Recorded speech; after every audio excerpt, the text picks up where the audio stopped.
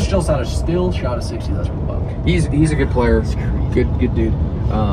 Yeah, that's crazy round. Well, that takes me into our bets of the week. Speaking of Wyndham, because it's waste management, so everyone has a waste management bet, and everyone has a Super Bowl bet. Well, we drove down on Tuesday. So me, Stu, Will, and Nick got in the car Tuesday morning early on. I think we left Pins at 6 o'clock. Took us 12 and a half hours to drive down there. I think when we put in the course in Scottsdale, it said 12 and a half hours. Our arrival was like 6:30, and we tried to beat that 6:30 time even with our stops. So we were going pretty quick. I think we stopped 3 or 4 times, and it was about like 6 minutes in total stop. So it was a pretty quick drive. In the car, well, everyone was pretty tired because we left so early. Listened to a few of the Closed Course podcasts, had some business calls. Stewie and Will worked on their computers in the back. Me and Nick switched driving a few times so we could get some emails out. Yeah, not too much, just a normal car ride, I'd say. Did you watch your Harry Potter? Dude, no, because Nick didn't bring an HDMI. He's like, yeah, man, we're going to watch Harry Potter the whole way down. And I'm like, okay, sick.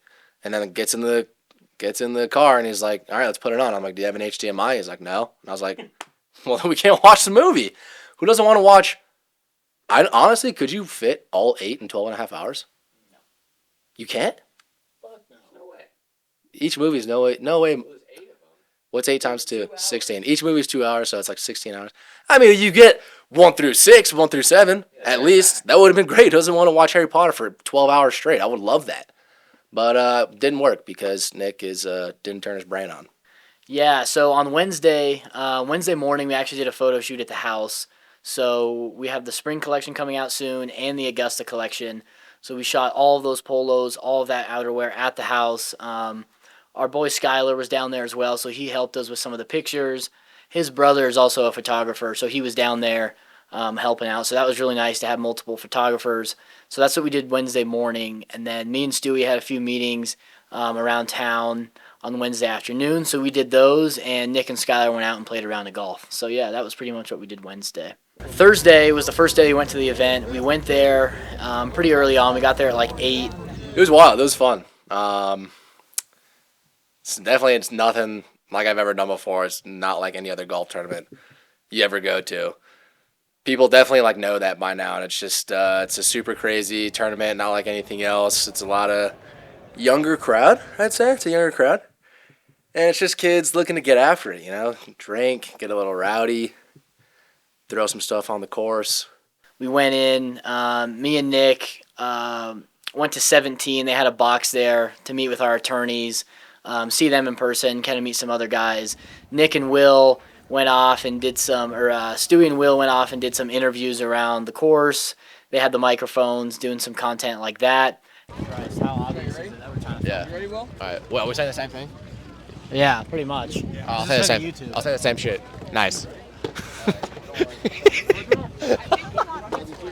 Alright, now. Alright, what up, y'all? We out here at the Waste Management in this absolute hurricane. It's chilly, but we're still getting the content for you guys. And then we left the stadium around noon. Then we went to go pick up the giveaway winners.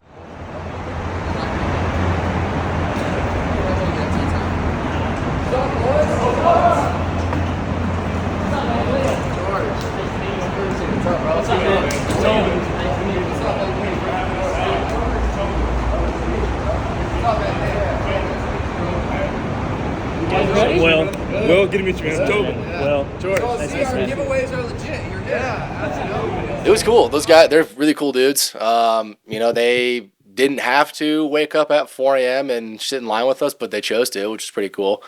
We were drinking with them in line and stuff, and a bunch of cool dudes, and they were really good sports about everything. We couldn't play golf because it was piss and rain all week, of course. The week before it was like 70s and 80s and sunny. We actually had a round of golf planned for that day, but it was raining so hard it got canceled, which sucked. So we kind of had to pivot last moment, and we ended up going to Putting World instead. Sweet, what's the recap so far for the Instagram?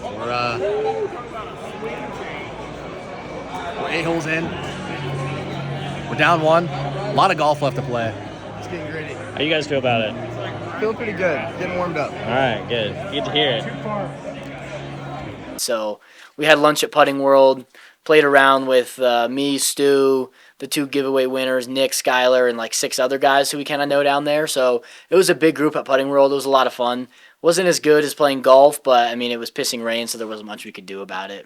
But it was cool, and they're really cool dudes, and hopefully we can stay connected with them because those guys are our first pretty much big giveaway winners. So it was a cool experience. I hope they enjoyed it. Obviously, with a random giveaway, sometimes you don't know what you're going to get, but when we met them, we all thought they were super cool.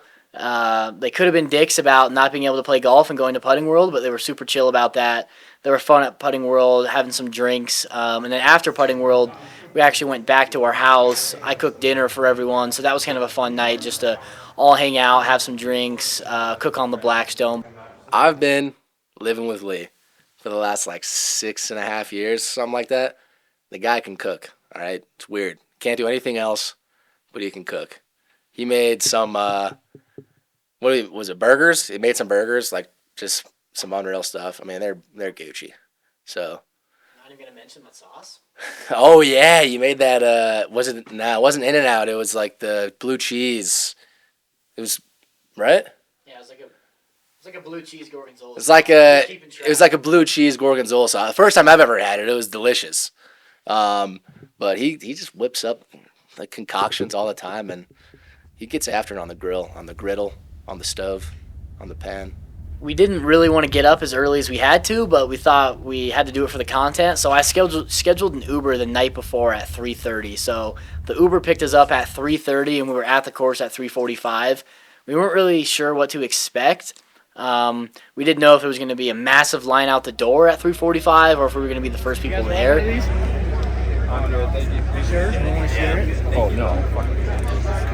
I ripped it. Yeah, just take that whole thing in.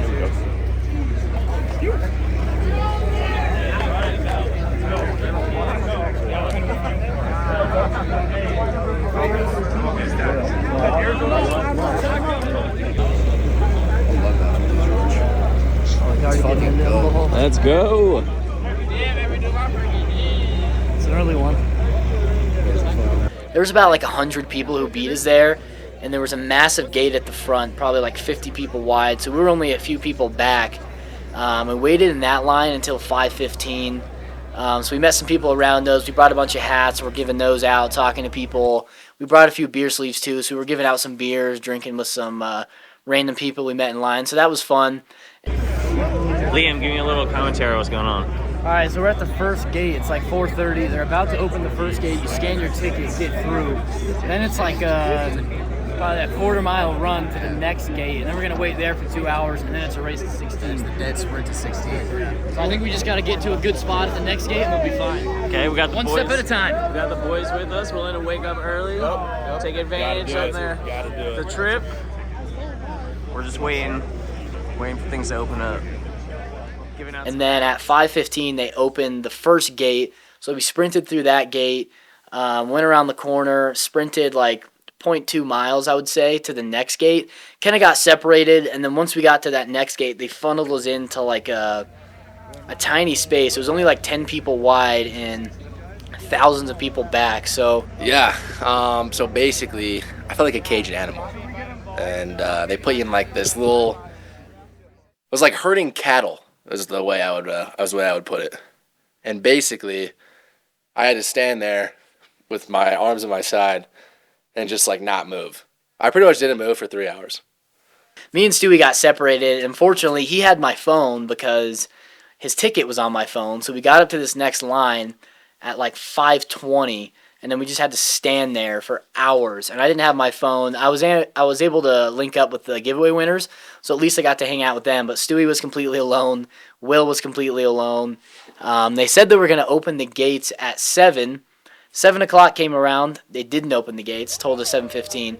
7:15 came around. Didn't open the gates. Told us a little bit later. And they kept doing that. Kept pushing it back. And no one knew why. No one was getting any information. So that was super shitty. By that time as well, no one had been able to go to the bathroom for hours. Everyone was kind of sobering up. We were smart and at least went to bed the night before, but there were some guys around me who said they went to the club or the bar the night before and had just been up all night. So those guys were starting to die. Energy was definitely getting low. And then I think it was 8:30 they finally opened the gate and all hell broke loose. And then the big run happened. I mean, was there ever a doubt that I wasn't going to win? Come on. But basically, I mean, I was already in the front, so I was like there was maybe 20, 30 kids in front of me. But the guys open the gates, and then it's like all hell breaks loose.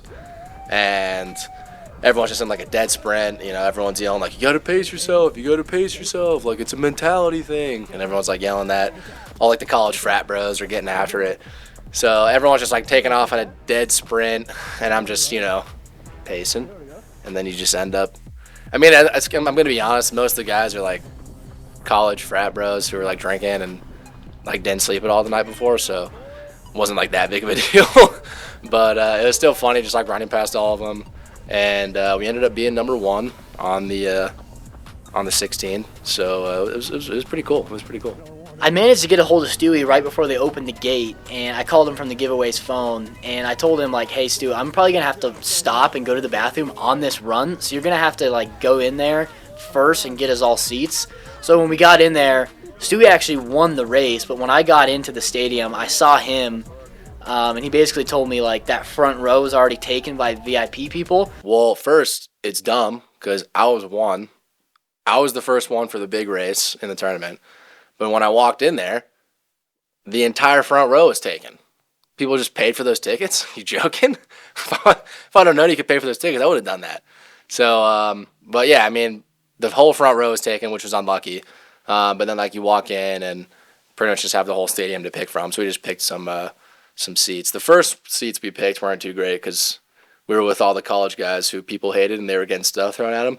So me and Lee were like, let's get out of here and go sit with Will and the giveaway winners. We were lucky because sometimes golfers don't come until like noon, but since it was a frost delay the day before, the golfers started golfing at like 9:30. So we had to wait there for like 45 minutes, get some drinks and some breakfast, and by the time we did that, the golfers were already going. So once the golf started, that's when it got really fun. Everyone was drinking. Everyone was getting super rowdy with all the chants. I think it was definitely – I was debating if it was worth it getting up that early. And then once the golfers started coming through, me and Stu were like, yeah, it was probably worth it to get up that early.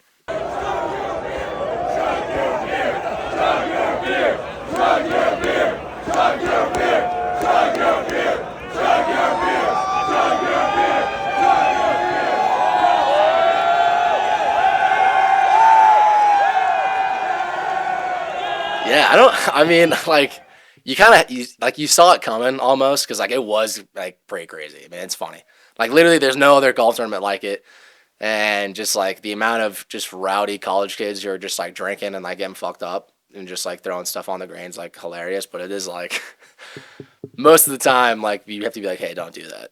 And then, like, once the police come and, like, the security guards there start escorting people out, you know, it's probably, like, pretty bad. So, but it was, like, honestly, I can see them changing it, and like the whole like throwing stuff on the green, I bet like won't happen again, which is unlucky. But I can definitely see him like going a different direction with it because it's definitely getting maybe a little out of hand. Yeah. Crazy. We're about to choke for birdie, so we're hoping for a birdie. That was not a birdie, as you can tell. Everyone's taking the piss out of it. We're checking for birdies. Hey, we said we chuck for birdies, so cheers. The amount of alcohol that was consumed at that event was definitely pretty crazy. The 16th hole has like its own bathrooms and its own bar. So if you want drinks from the 16th hole, you go to the bar. It was absolutely packed. As soon as it opened at 9 a.m., it was already just swamped, and people were just getting so drunk, so into it. But it was a lot of fun. The chants that people were doing were super funny. When the pros would throw balls into the crowd, people were getting super rowdy for that. It was definitely a golf event, obviously, but it just turned into like more drinking and more hanging out with some golf on the side. But it's so crazy just because, you know, whenever something happens, something will always be said, like no matter what it is. So like, you know, guys, you know, will hit the ball on the green and they'll be, you know, 20, 30 yards or 20, 30 feet from the pin. And, like, they're getting booed, which is just, like, hilarious because those guys are better golfers than everybody in the crowd. But it's just, like, funny. And, you know, when guys throw the ball in the crowd and everyone's chanting ball and stuff, and then, you know, the big cup snake was a pretty big moment for the day when we were there, and all the cups got thrown on the green.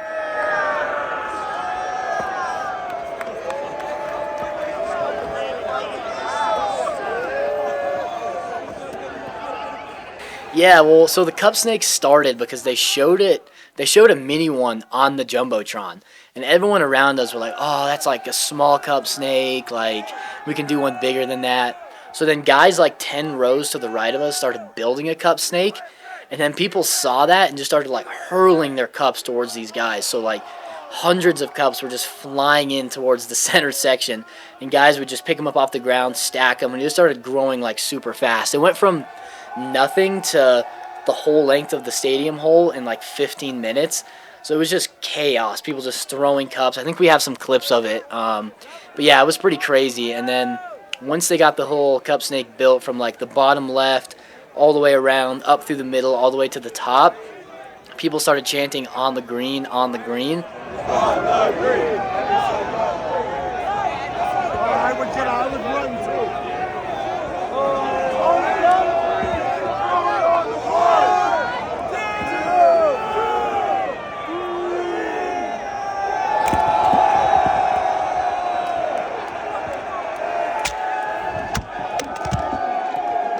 So at that moment, everyone took the cup snake and just launched it onto the green.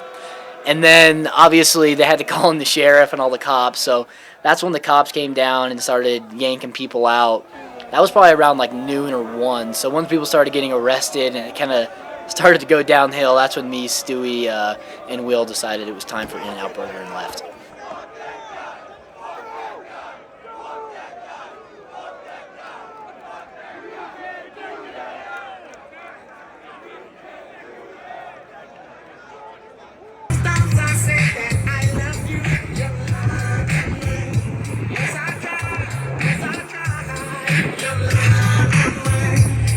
Yeah, some of us drove home. Nick's a scumbag and chose to fly home.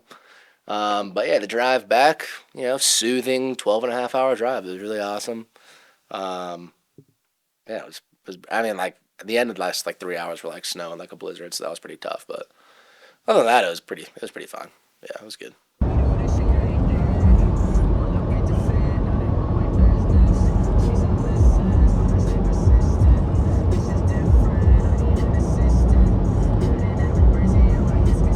Yeah, we also had our first podcast guest ever. It's coming on Close Course. That's happening in a few days, but Dustin Jacoby, he's a pretty big UFC fighter, ranked number 15 in the world at light heavyweight. He's been in the store a few times. He wears our stuff, has a custom bag that he loves. So he's coming on the podcast in a few days. So I'm excited to hang out with him a little bit and see how it is having a guest on Close Course.